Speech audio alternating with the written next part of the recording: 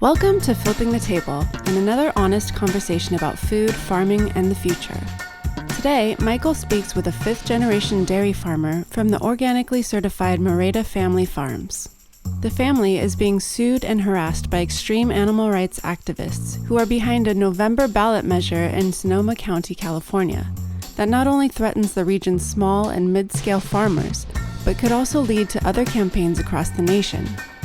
Shelina shares her decision to take a year off from the international Ducati racing team to fight the measure and build more understanding about the kind of agriculture that makes Sonoma County the food mecca that it is. Enjoy the show. Hello. I have a few surprises this summer, a couple of which I'd like to mention because they're linked to my conversation today with Shelina Moreda. The first is that an extremist group of animal rights activists gathered enough signatures to place a terribly written measure on the November ballot for Sonoma County, California. Shelina is co-founder of Communities for Food and Family Farms, a new organization fighting the measure. And it's pleasing and surprising how her fight has uniquely unified progressives and conservatives across the county and the state. If Measure J were to pass, it would very likely destroy one of the nation's model small and mid-scale farming economies and the world-renowned food community of chefs, artisans, and high-quality retailers it serves. The backers of Measure J, titled Stop Factory Farming, state their aim is to outlaw concentrated animal feeding operations, or CAFOs, in the county. The problem is that the CAFOs that are a real problem do not actually exist here in this county.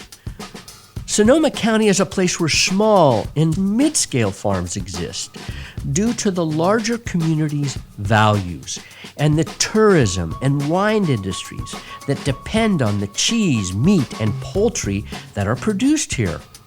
Our largest dairies and poultry operations are minuscule compared to those in other parts of the state and the nation. But that is why the central organizer of this Yes campaign, which is called Direct Action Everywhere, chose this place to begin. The absence of big animal agriculture means less money to fight their campaign. As stated in a video on the website, the mission of Direct Action Everywhere is, and I quote, "Every last slaughterhouse will shut down in one generation." Now, some on the surface might think, oh, that would be a nice thing, no more meat production.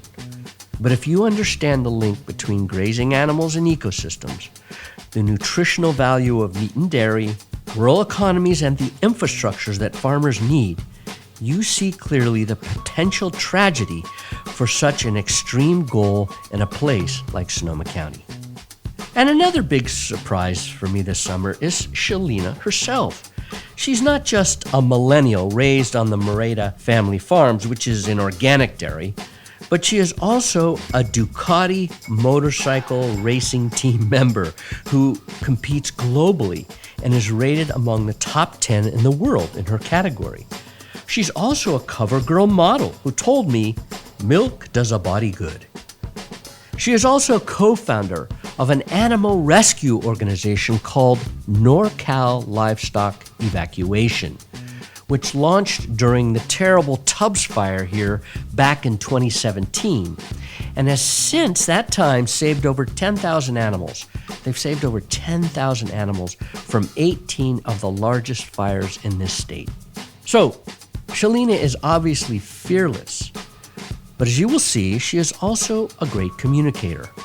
In our conversation, we'll discuss why she has taken a year off from the racing she loves and why every nonprofit advocacy group working to create a healthy, organic, and regenerative food and farming system is aligned with Shelina and against Measure J. Let's begin. Welcome, Shelina. Great to have you here in my home in Santa Rosa. How are you doing? I'm doing great. Thank you for having me. I appreciate it. Yeah. We're going to talk about Measure J and your dairy life. Yep. Which is great. And but I always like to start with that origin story. So how did you get into dairy? And then just as importantly, how'd you become a Ducati motorcycle racer? Yeah, I like that part of the story too. Yeah. I was born and raised on a dairy ranch. I was lucky enough to have a family that's been in the dairy industry I'm fifth generation. Mm-hmm. Petaluma, near Petaluma? Yep, Petaluma, on the outskirts. My cell phone doesn't work out there. Yeah, right. But it starts off with, my family's immigrants. They came over here to find a better life. And my great-great-grandfather worked for a dairy farm. And he loved it. And he worked really hard to be able to position himself to buy that same dairy farm. It was the Murphy Ranch. I actually have a picture of it in 1904 with a horse and buggy. And when my great-great-grandfather was just working on the ranch. Wow. And so he worked real hard Where to did he make come from? a better life for his family. Portugal, from the Azores. We're from the Azores. Wow, yeah. wow. A lot of dairymen came from there to this area. Yeah. Yeah, cool. Moreda is our name. Moreda, and they changed the spelling when he came over here, like so many, So that's how it all started for us. And the family worked really hard together and exceptionally well together from what we understand. And we're a true family farm. We help each other out. We have to get up in the middle of the night to help on the ranch. And that's what we really like it, Mm-hmm. So you grew up on this ranch, and then how did you get into Ducati motorcycle racing? Well, I've raced for Ducati for the last 2 years on the factory team, which has been amazing, but I will race anything and everything I can get my hands on. I love motorcycles. I race street bikes, the ones that go 180 miles an hour. And I race at tracks like Daytona, Laguna Seca, Indianapolis. I was the first female to race a motorcycle at Indianapolis, which is cool. Wow. But I also race flat track on the dirt, stuff like that. But it started from being raised on the ranch, honestly. I rode quads to bring the cows in because you have to bring them in from way out in the fields and you have to go real slow with the cows. But it started a love for motorcycles for me. And then I saw the guys racing on TV and I would always go, I want to do that. Wow. And everybody said, you can't do that. Only a small percentage of people get to be professional athletes in the world. And that's unobtainable. And you're a girl, so you can't do it. I race against the guys, And I'm just crazy enough that I went for it. And growing up on the farm, you have real strong work ethic. And without that, I could have never made it in this career. But I've gotten to race all over the world: China, Qatar, Japan, France, Italy, Spain. Like I'm the female that they send when they want to ruffle feathers at somewhere like Qatar. And they send me in because I don't mind ruffling feathers, Wow. Good for you. Yeah, it's been amazing. I landed Covergirl. I'm a Covergirl model. Wow. So I'm on the commercials alongside, Katy Perry. And Wow. It's a pretty incredible life. And it all started, honest to God, it started right there on the farm with parents that told me I could do anything I wanted to do. Wow. So I told them it's their fault that I'm doing this. Yeah. Well, good. Well, we hope you remain totally healthy and safe. I wear good gear, rye helmets, those good leathers. Bikes go fast, and Ducatis are amazing. Oh, they're fun. They're they're so beautiful. fun. They're gorgeous bikes. machines. Yeah. Well, good for you. That's exciting. I mean, Yeah. it just shows you the breadth and depth of what someone coming from a farm can do in their lives. Yeah. It's fabulous. Thank you. Yeah. You can do anything. That's right. And that's the overarching message, man, that I try to push out, because if you tell a kid that they can do anything they want, they just might take you serious. That's right. That's right. So tell them it. That's right. And today, actually, we're going to talk about something a little, quite a bit different. And I mean, you just described this exciting life you have, but you have decided to participate in the campaign to defeat Measure J. Yeah. Which is surprising in some ways, given your life. Yeah. So I could just stick to it, I could go race again this year, but I called up my biggest sponsors, and I called up Roland Sands. He's the sponsor for the series that I race in, the Hooligan Series in Moto America. And I explained to him what's going on. And I was a little nervous that maybe they'd say, you got to make your choice and, not be happy with me. But it was quite the opposite. He told me, food systems are a big deal. And he's right in line with my way of thinking. And he said, you've got to fight this. This is your farm, your livelihood, your family's legacy. And it's going to affect all the rest of us. He lives down in Southern California. And he said, if you don't stop this here, it's gonna come across California and it's gonna go across the United States. So you have to do this. And so I had to really sit with myself and make a decision here. Like, do I sit back and go, do I go racing and go have fun and further my career and have a blast out there riding motorcycles and doing battles on the track? Or do I stay here and do what I know that I'm good at? I know that I can get the message out and help the community. I love stepping up to help the community. It's something I like to do. And I just had to go, if I go racing, I go off and I do my thing and I come back in November and my family's farm is gone, and I didn't stand up and help my dad and my brother and my mom and the next generation, what the hell am I? You know, I couldn't live with myself. So I had to make a tough call. I can go back racing next year. I hope that they've said that they'll take me back. I hope that they'll take me back. But I had to make that decision. I think it's an interesting story for them to tell, actually, about their commitment to agriculture and food systems. I mean, so, you know, I think actually there's a nice story there for them to tell about you, your character. I hope they think that too. Yeah, I think they will. I think they will. So, you know, you said that you could come back in November and think your farm would be gone that quickly. You know, I don't know if I agree that it would be gone that quickly, but I think that if it passed, the threat of it going away could be very real. Yeah, we'd be deemed illegal. Yeah. So let's talk about your dairy. Talk about your dairy farm. Describe your dairy farm. Okay. It's organic, right? Yeah, we're organic. I mean, but the way that we farm, we laugh because it's been organic a lot further than when organic was around, you know? And regenerative is the new term now. And the first time I heard the word regenerative, the person that explained it to me was a newer farmer down the road. And she was telling me all about regenerative farming. And I was like, oh, so you're talking about the way that we've always done things, you know? We rotate the pastures. We watch how the cows eat the grass. We know when they're going up on the hill to get the better grasses. We pay attention to, cows will tell you what they want to eat. You know, they'll tell you when they're done eating in a certain field. They know. And so we've always studied the way that our cows move around, and that has benefit to the soil and the grasses that are in the area, because animals naturally, they know what to eat, they know what to do, and they will keep the soil healthier if you allow them to. And so that's the way that we do things out there. I love coming home. I travel all around the world. I love coming home to Sonoma County, and I love living in the Bay Area and seeing when I come over the hill from the airport, you know, and I'm driving home and I get to see all the rolling pastures, all the hills, and our cows dotting the hillsides. It's amazing. I think that the way that we farm and the area that I have the privilege to live in, you know, is I'm lucky to have been born here, and I want to see it remain like this. I want to see farms keep the hills green and all that, not become housing. And so Measure J basically is saying that concentrated animal feeding operations should not be allowed in Sonoma County. There's a definition that I've shared in the introduction. I want to point out what you just said, though. Okay. Confined versus concentrated. Concentrated, yes. So thank you. One of the narratives is that they're saying that it's confined animal feeding operations. It's not actually the case. It's called concentrated. Right. They're doing that on purpose because when you think of that, when you think of a confined or a concentrated animal feeding operation, the image in people's head is that they're in stalls. These cows aren't in stalls. They have barns that are as big as football fields, big as 2 football fields, you know, that they can move all around in. These aren't in small stalls.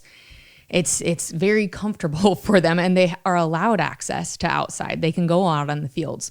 A lot of times they like to stay in the barns because they're more comfy. They got nice bedding. Yeah, it's hot. It's hot. Or it's raining, under shade, or it's really muddy. Exactly. So they're demonizing something that we're providing cover for the animals and providing a very comfortable, there's a thing called cow comfort. It's an industry term. We study it, you know? And so for us, it's very important that the cows stay comfortable. They're females, and females don't tend to do anything that you want them to do if they're not happy and stress-free. We're a little stubborn in that way. So we want to keep them happy.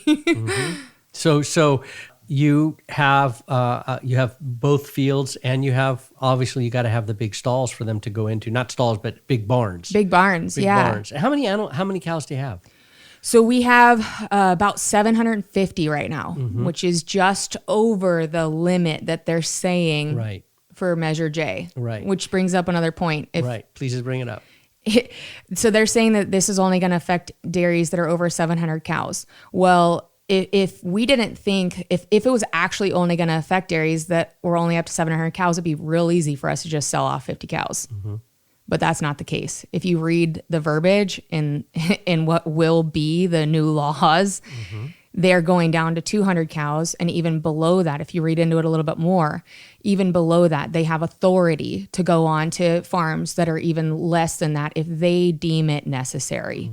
So the verbiage Meaning here is the county, if the county. yeah, the county, but they haven't even defined who that is. Within the county, you know, right. and it gives access to animal activist groups, things like that, which is very dangerous for us. Like, I don't think most people understand the regulations that we're already under. California has the strictest regulations in the nation. Sonoma County has the strictest regulations in California.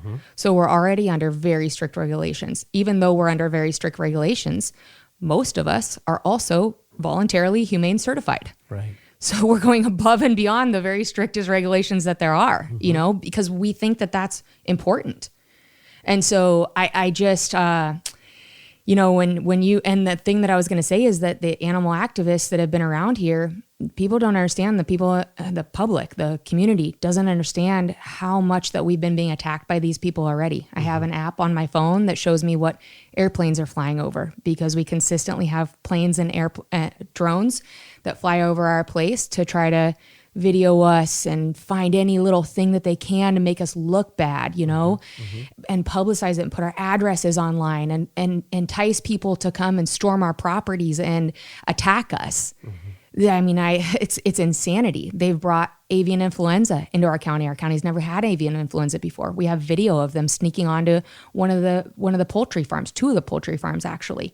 They've admitted themselves that they snuck in to the building where avian influenza broke out, and they did it to save 4 chickens.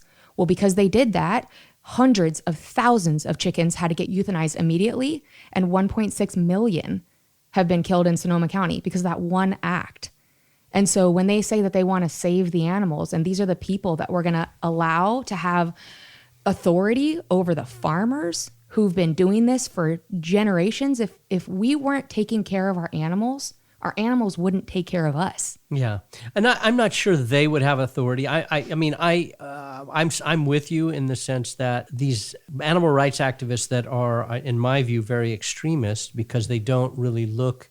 They paint broad brushes instead of really looking at the details, seeing how the system works, the way the ordinance they're proposing has been written would put at risk a lot of farms in this county. A lot. Yeah. And so it's a bummer whether in the end they would have the authority. They could complain. They want the authority. They have written it in a way for them to get the authority. Right. They want the authority. And so whether the county allows that or not, that's the way that they have written it in. Luckily, the county I think every county politician is on your side. Okay, valid. Yeah. Yeah, every politician in the county is, and at the federal level, the state level, and the local level, you've got everybody on your side. For now, though, this is a very strong group, you know, and we can sit here and say, like, why would they do this? This is so stupid. These are not stupid people. They're very intelligent. They wouldn't have been able to get it this far without being intelligent. Mm-hmm. And so I think that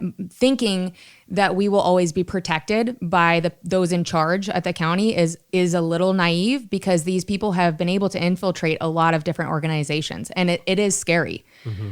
And I'm not trying to sound like a conspiracy theorist, this is what's happening. We've found it. We've found these people in different organizations. Thankfully, when we find them, we're able to get them booted, but they're very, very intelligent with how they're working on this. Yeah, and this is the interesting thing. I mean, and this is the ironic thing in a certain way.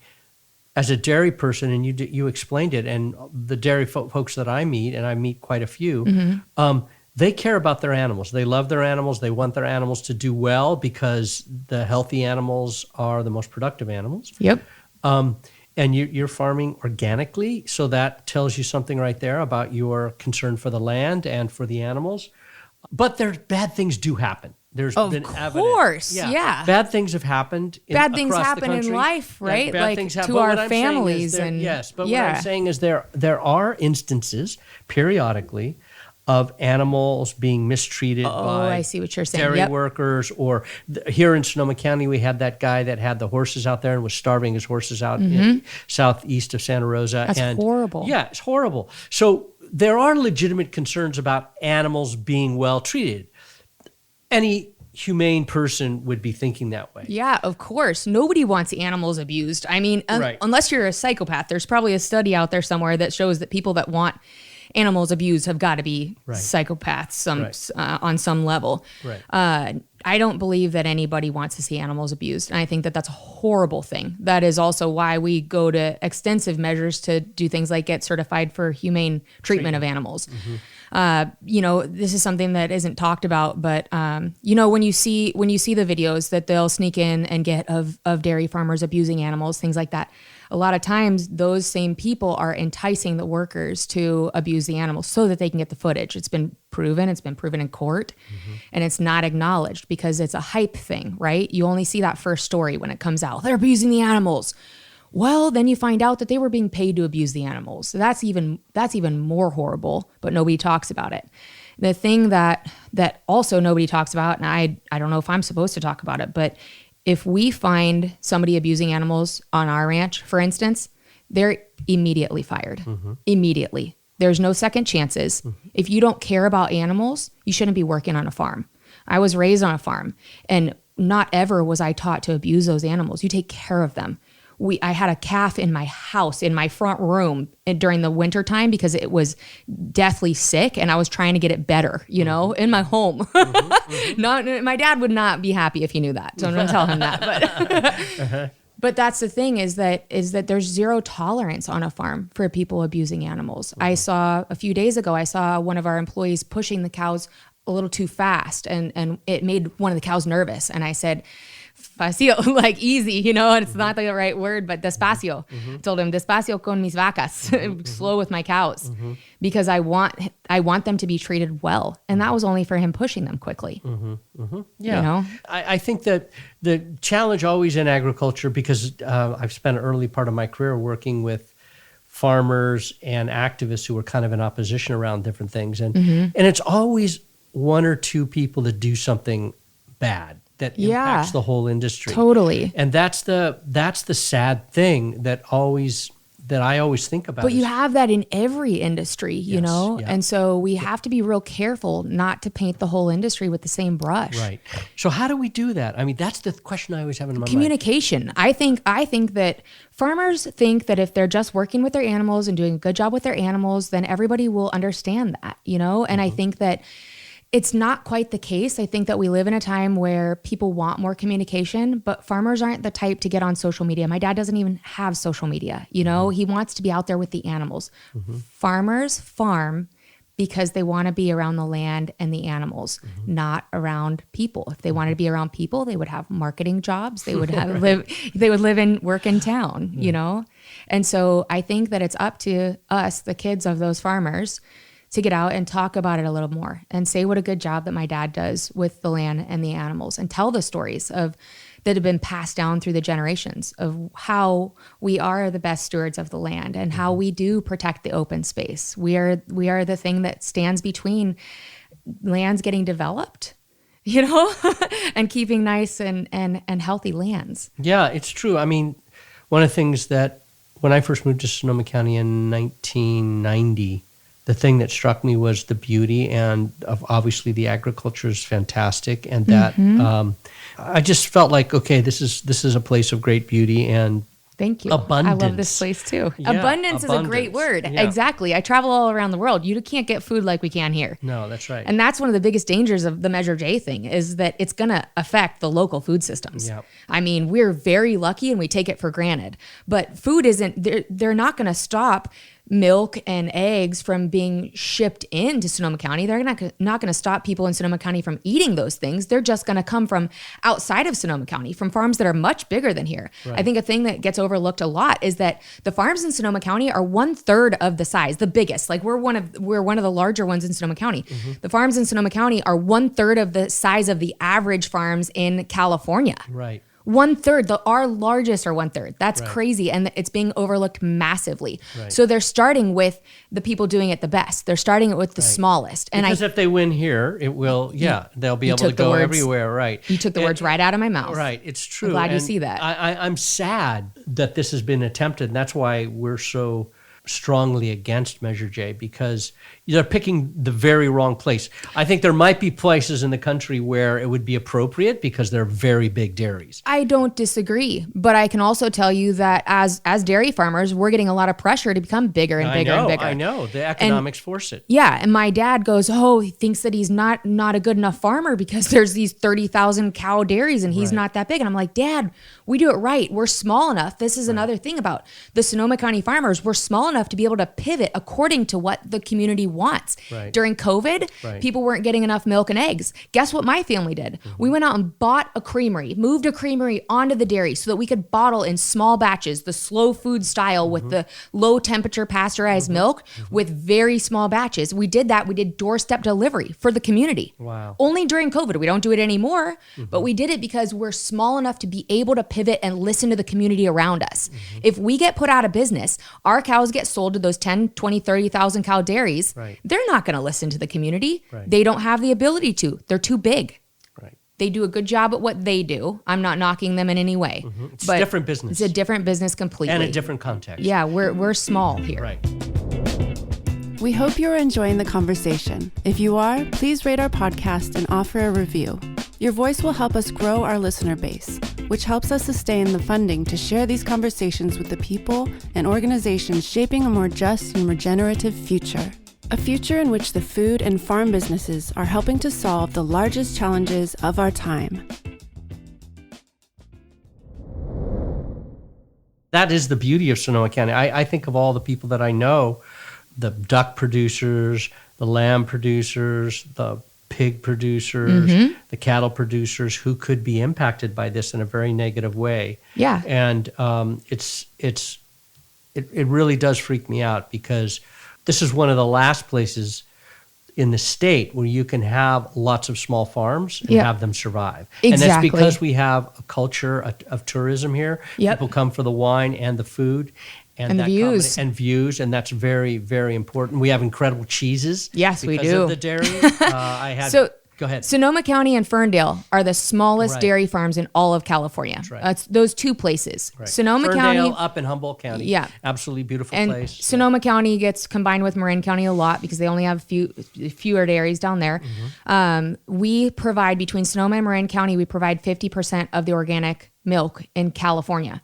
If we get put out, where's your organic milk coming from? Right. Those aren't going to move to somewhere else. Right. So that's got to be thought of too. And that's a really good point. I haven't heard anyone bring that up before. Yeah. That's an excellent point. I'll tell you 50% of the organic milk in the state of California comes from our area, from here, right here, the farms that are going to be shut down. Yeah. And if you shut down what they're calling the big guys, the thing that they don't understand is the trickle down effect. Right. We lose all the resources. You shut down the big guys. Where do you get the grain from? The grain mills are going to get shut down. Right. The creameries, the veterinarians. Right. Nobody's talking about this, but just so you know, the city council in Petaluma is already talking about what happens to the grain mills, and they're not talking about if they get shut down. Anyone who's been to Petaluma has seen those big grain mills in the edge of There's three of them kind of in the center of town that feed the dairies and the poultry farms. They're already talking about how that they're going to change the zoning of those areas and develop them. Right. That's dangerous. Right. You need that infrastructure. Yeah. Same thing is happening with the apples. Apples are going out, and the apple plant, Manzana apple plant out in West County is closing down. Yeah. What's going to happen to the apple guys? They lose their resources. So even if they, quote unquote, only the big guys are going to be affected by this. No, the little guys are going to lose all their resources. They go out next. That's dangerous. Yeah, that people don't think about infrastructure and how important it is, because the whole thing about how a plant runs is it has to have throughput. You have to have the product running through the plant, otherwise it will fail. We're having in the state of California the plants that harvest the beef up and down the state are going out of business because the Midwest is buying up all the meat because there's a shortage of beef in the United States. Yep. So all the animals are getting shipped out of the state, and it's putting our local, small, medium-sized processing plants out of business. All the in mom state and of pop, California. all the mom and pop guys go out, and who benefits from that? Right. The Amazons and the Walmarts and the big dogs. You know. Right. I want to say too, one of their arguing points here. We talk about like how did this even get the signatures that it has gotten? Well, they were sitting outside of stores and flat out lying to people. They're saying we're going to put factory farms out of business. Right. There's not factory farms in Sonoma County. Take a drive and check it out for yourself. They're saying, oh, this is only going to affect 21 farms in Sonoma County. Do you know how many dairies are in Sonoma County? 54. That's half. 54. Yeah. There used to be 800. Yes, I know. We're already the endangered species. Right. So you really want to put that large of a number out? We only have 77 chicken farms. Did you know that? Yeah, I did know that. Yeah. They're saying that there's 3,000. No, there's not. There's just over 100 animal farms left. And you're going to put what percentage of them out of business? It's going to crumble. It's going to crumble Sonoma County and what we know. That I keep saying to people, this isn't a fight against the farmers. This is a fight against the community. There's 482,000 people in Sonoma County. There's just over 100 animal farms that are being attacked with this measure. That many cannot talk to 482,000 people. Right. If people like their way of life in Sonoma County in the Bay Area, they've got to stand up against this and have the backs of the farmers. I really appreciate what you're saying. And what it brings up for me that has impressed me, that I've never seen this before. All of the sustainable agriculture, organic, regenerative agriculture, kind of local agriculture, all those organizations in this county are against the measure, along with Farm Bureau and all the restaurants, wineries, all the chefs. We have contractors on our team. We've got the heavy equipment operators on our team. Right. We've got this is going beyond our food here. Our food in Sonoma County, we're so lucky to have the farm to table thing. Yeah. We're called the Tuscany of California for a reason. We're spoiled here. Everybody benefits from agriculture around here and from having animal farms. The people that bicycle on our back roads, man, they love seeing the cows. We have people all the time stop and take pictures of our cows, of our baby calves. I go out and explain to them. They're like, why are they in these hutches? They think that they're veal calves, right? Well, hutches are like dog igloos. They keep the heat in when it's cold outside and, keep the cows cool or keep the cows warm, just like those dog igloos that you see. They're babies. You don't see babies grouped in group housing. No, their immune systems are weak. We keep them separate like babies in a baby crib. And then when they graduate, when they're old enough, then they get to go into preschool. And then you see them running around in the field together once their immune systems are built up, So I get to speak to all the bicyclists that drive by and learn about this stuff. And that's cool. But I think that's, there's a big opportunity here. I always say where there's a problem, there's opportunity. Measure J is the problem, but it's opening up an opportunity for communication, better communication with our community. It's making all the farmers have to think a little bit better about how to get the word out. Even the guys like my dad that want to stay quiet. No, Dad, you've got to talk to the public. And so, is he listening to you? He is. Good. My dad's a very good teacher. And so I tell him, teach people, explain to them the importance of proper grazing, of not overgrazing, the importance of being able to have the small, nimble farms. And he likes it. So good. We just have to get him out of his shell a little bit. Yeah, thankfully, I have my mom's side too, because she's real spunky and talks more. Good. So how did you get involved with Measure J? Talk about the organization that you are representing in this conversation. Oh, good call. Communities for Food and Family Farms is the organization that we started. We were hearing from a lot of farmers that they were not happy with the way that we were being represented. Like we weren't getting the word out enough as farmers. And so I was having meetings with some of the duck farmers and the chicken farmers because, we're dairy, but I needed to get all angles. I needed to get all sides of this to be able to know if I should push forward with something. We started doing that. Then we started having meetings with the restaurants in town and wineries. And like I told you, the equipment, like tractor supply companies and things like that. And everybody was saying that they weren't hearing enough information about this, that the word needed to get out more. And so a quite large group of us got together and said, we need to do something here. Or this whole county is going to be affected in a very negative way. Our livelihood, our lifestyle is going to change. Our culture is going to be lost. And so we stepped up and we made our nonprofit organization, Communities for Food and Family Farms, also known as CF3, to our group. And we have the mindset, this isn't just for Measure J. It's much, much bigger. You're part of the slow food movement. That's something that we believe strongly in as well. We think that we're doing food the way that food's supposed to be. And we need to have better communication. And so Communities for Food and Family Farms is going to be around after Measure J. And we're going to open up the community and bridge the gap between them and the farmers. Wow. We want people to feel more connected to their food. Are you going to be the spokeswoman? I would love to be. I think we have several. If you've seen anything that we do, Bronte is another one. She's a big advocate for what we're doing. She's a first generation farmer. She's got sheep. She's small enough. She would not, quote unquote, be affected by this. Unless the infrastructure stuff. And that's what she's scared of. So she's a major advocate for this.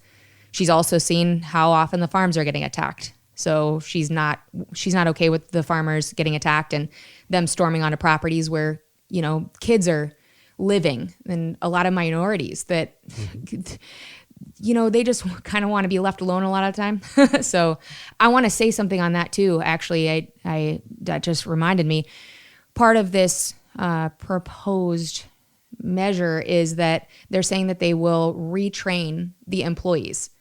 When you ask any of our employees, you want to be retrained, they're furious with this measure because they're like, nobody asked us.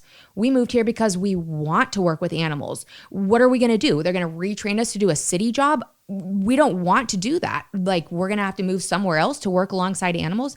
They love working on the farm. They're very offended that somebody else would decide for them what they should or shouldn't do. They're not the ones making their own decisions. Like, they're full-grown adults. Give them a little bit more respect than that. They feel absolutely disrespected by these people coming in and saying that just because they're the minorities, that they don't have a say in what they should and shouldn't be doing. They're doing something beneath them by working on a farm. People that work on farms love farms. Yep. It's crazy talk. That's interesting. So do you have any of the dairy workers out talking? That would be really interesting. They're kind of like, they're farmers, right? Like so they don't want to go talk. Yeah, they don't want to go talk. I've asked them, we have lots of conversations with our employees. We're friends with our employees. We go to their, the ones that are Latinos, like we go to their quinceañeras, their weddings, they come to ours. Like we're very intertwined with our employees. We've got guys that have been with us since I was a little kid, and so like we have loads of conversations, and I've asked them, will you speak? Will your wife speak? And they get real quiet. They are a little afraid. Of course. I mean, it's not often an easy time. Yeah. But I think that there are people that we need to listen to. Their lives are going to be directly affected. They're getting attacked when people storm these farms. They're the ones having to deal with them. Yeah. So it's scary for them. It's scary for their family. It's not okay. And I think that they're being taken advantage of completely because they're minorities and because they don't stand up, and some of them don't speak English. And so these people that are storming these farms are terrorizing them. It's not okay. Yeah. What is it that you're going, what is it, 70 days until the election? Actually, people start voting in about 35 days. October or 40. 7th, I think it is. October 7th, so not that long, 6 weeks. So, do you have a plan of action for how you guys are going to campaign between now and then?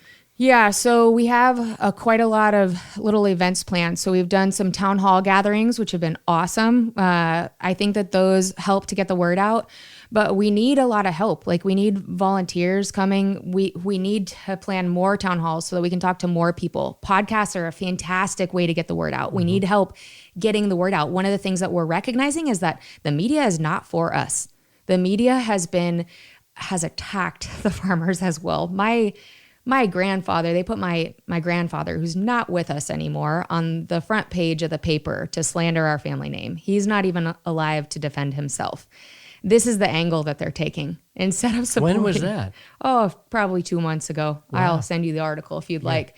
But so we have. I did see the article. Was it yesterday that really focused on the demonstrations over the weekend that were in support of Measure J? Yep, and they didn't focus on. We had a booth out downtown in Petaluma on the No on J, and both of my parents manned that booth.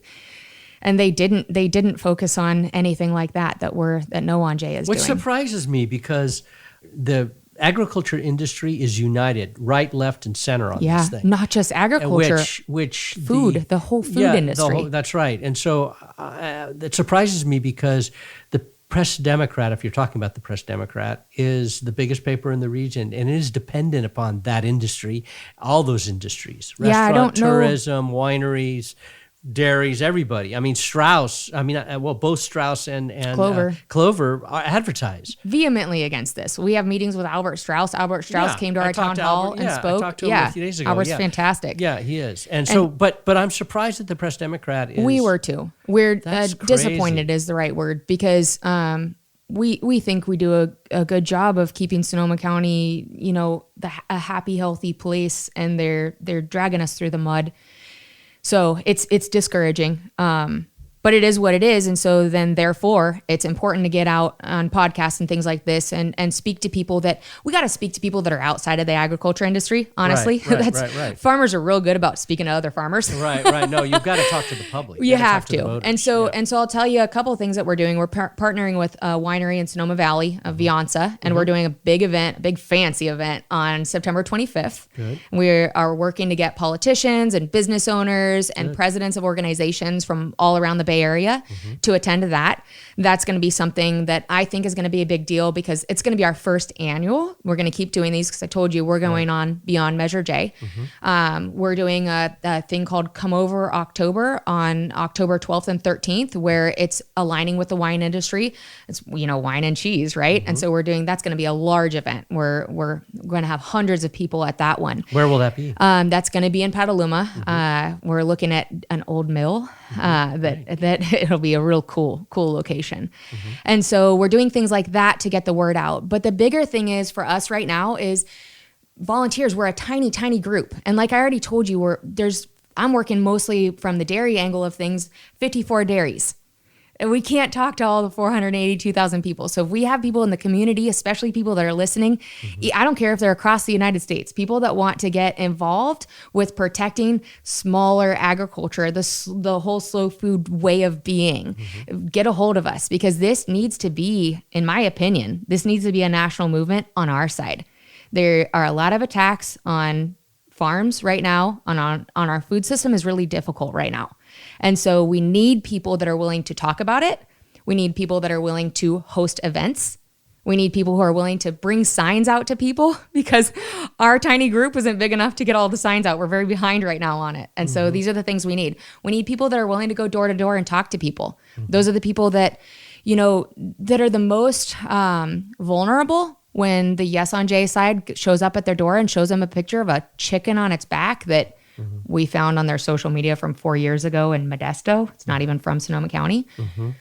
But they're showing up and it's a compelling story. Man, if I was asked, do you want to protect animals and get rid of factory farms?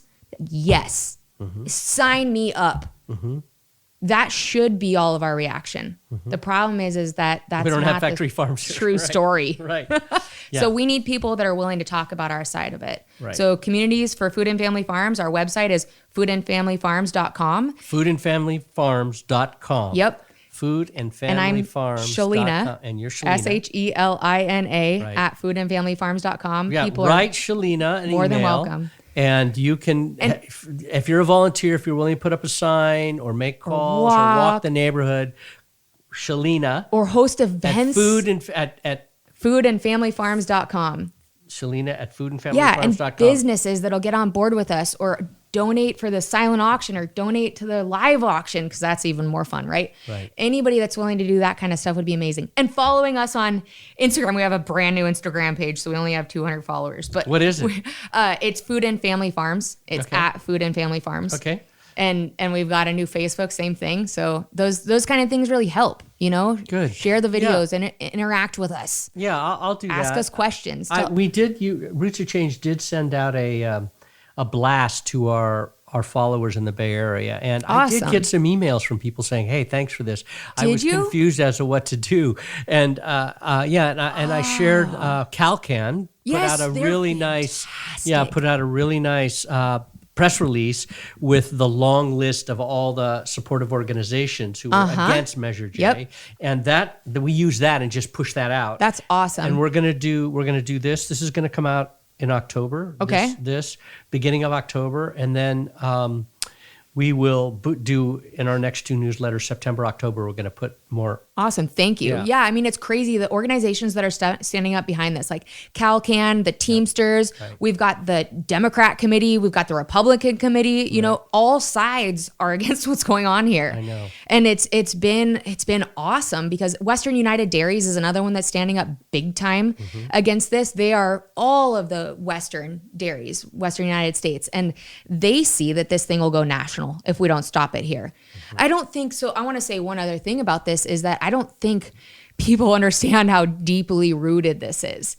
These people are attacking us left and right. We're When getting. you say these people, you mean the animal rights people, the people that want. I don't want to even call them animal rights people, but they're animal extremists, and they're coming in. They have already put the muleless dairy out of business. I don't know if you heard about that. That same group has also sued the duck farm, and they're suing our family right now. We're in our third lawsuit from these people. We keep on having to pay loads of money to lawyers to prove ourselves right. Because in California, you can sue for any reason. And so they're coming on, they're trying to take our water rights that we've had since the 1800s. They're trying to say that, all these different things, they're trying to skew it to put us out of business one way or the other. They have put out publicly on social media that their goal is to bankrupt all of us, all the farms. I want to tell you another one of their goals that's public. By 2040, this whole Measure J thing is the tip of the iceberg. By 2040, their goal is to be rid of animal agriculture throughout the United States and to take away all of your dogs and cats.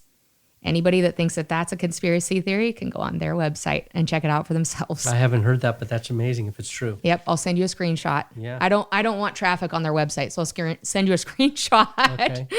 But anybody can go and look it up. I was amazed that they have that public, but they do. So this is much deeper than just the Bay Area.